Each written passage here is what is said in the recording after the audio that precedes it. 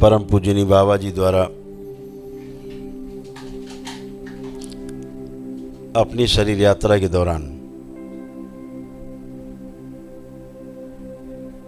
जो तमाम असहनीय कष्टों को सहन करते हुए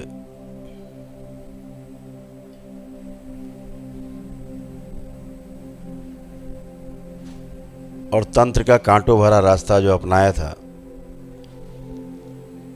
तब उनकी उम्र मात्र 13 वर्ष थी।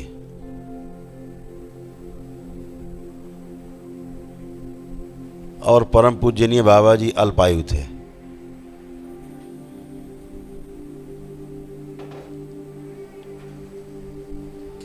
ज्योतिष शास्त्र की गणना के अनुसार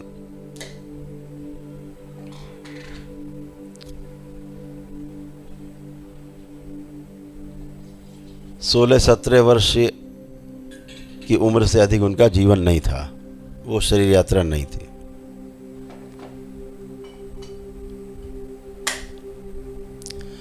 लेकिन परम पूजनीय बाबा जी के जो पिताश्री थे, वह भी स्वयं एक तंत्र के बहुत बड़े ज्ञानी थे।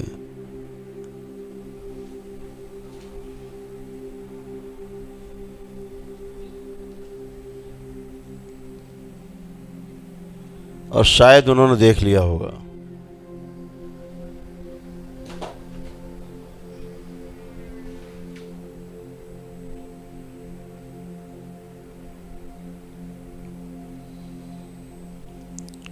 तो सृष्टि को तो कुछ और ही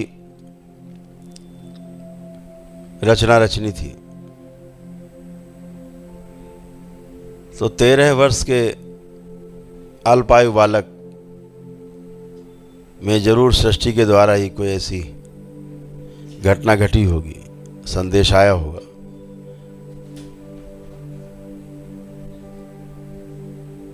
कि उन्होंने घर छोड़ दिया। 13 वर्ष की उम्र में ही वो पहाड़ियों में, कंदराओं में साधु संतों के यहाँ, सिद्धों के यहाँ,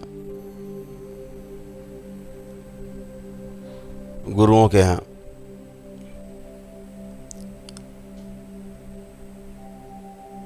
अपने गुरु की खोज में हाजिरी लगाने लगे।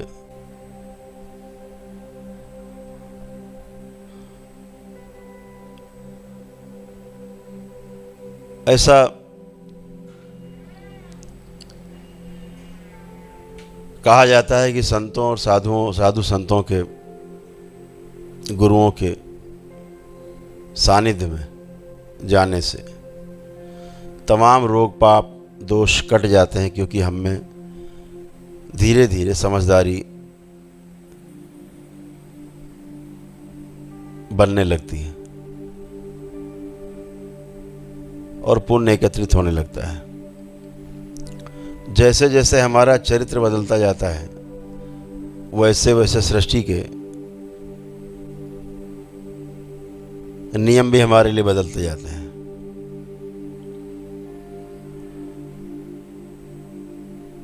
जैसे हमारा सोचना विचारना होता है, उसके अनुसार हमारी आयु घटती है, बढ़ती जाती है।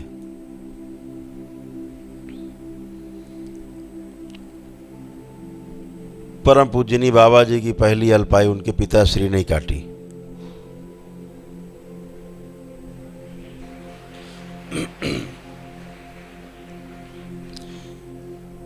क्योंकि तब तक उनमें बहुत पुण्य एकत्रित हो गए होंगे।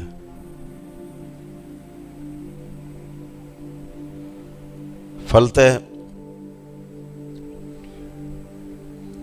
परम पूजनीय बाबा जी अपने लक्ष्य की ओर निकल पड़े। अपनी 25-26 वर्ष की उम्र में बाबा जी यहाँ इस यात्रा में पहुँच सके थे कि मुर्दे को भी जिंदा करके बात कर सकते थे। इससे ये संदेश मिलता है, यह तंत्र है।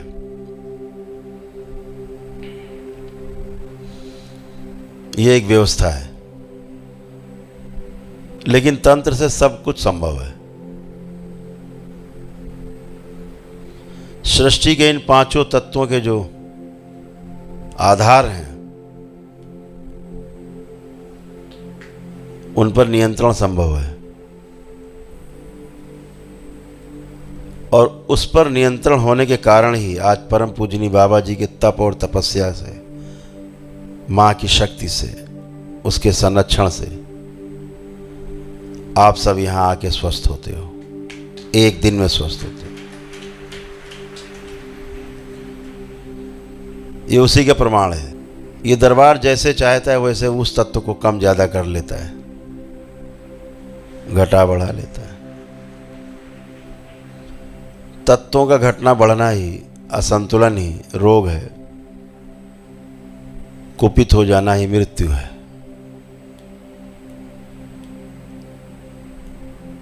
ये दरबार हर चीज़ संभव है, इसके लिए आपने देखा है, आपने अनुभव किया है। तो परम पूजनीय बाबा जी ने अपने जीवन काल में अत्यंत कठिनाइयों का सामना करते हुए तंत्र की जो ऊंचाइयां चढ़ी, नए नए मानसिक ग्रंथ रचे,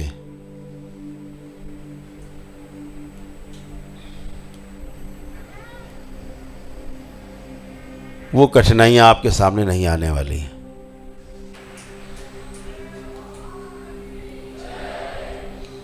ये कठिनाई आ सकती थी अगर परम पूजनीय बाबा जी पूर्ण नहीं होते। निश्चित रूप से कठिनाई आपके समक्ष भी आती, वो सिर्फ आपको विधि बता सकते थे, छोटी सी, सहयोग नहीं कर सकते थे।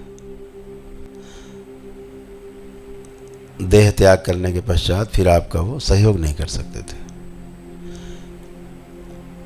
आज आप दरबार से जुड़ते हो, परम पूजनीय बाबा और माँ सदैव आपके साथ ही रहते हैं। केवल आप आंख बंद करते हो और आपके शब्द निकलते हैं हृदय से, आंख खोलते हो पूरा हो जाता है। ये बाबा और माँ की शक्ति है, उनका होने का प्रमाण है आपके साथ कि वो आपको सुन रहे हैं, आपको देख रहे हैं, आपको संरक्षण दे रहे हैं, दिशा दे रहे हैं। इस पृथ्वी पर पहली बार हो रहा है, इस करौली शंकर महादेव के दरबार में, बाबा और माँ के द्वारा रचित इस दरबार में पहली बार ऐसा हो रहा है कि तंत्र दीक्षा लेने वालों को घर छोड़ने की ज़रूरत नहीं, पहाड़ियों में, कंदराओं में जाने की ज़रूरत। हमारा घर ही हमारी पहाड़ी है, वही कंदराएं हैं। हमारा अपना परिवार ही हमारा सहयोगी है। कोई गुरु भाई है, कोई गुरु बहन है, कोई गुरु माँ है। हमारा परिवार ही उस को पूरा कर रहा है जो हम पहाड़ियों, कंदराओं में और अन्य जगहों पर जाके करते थे।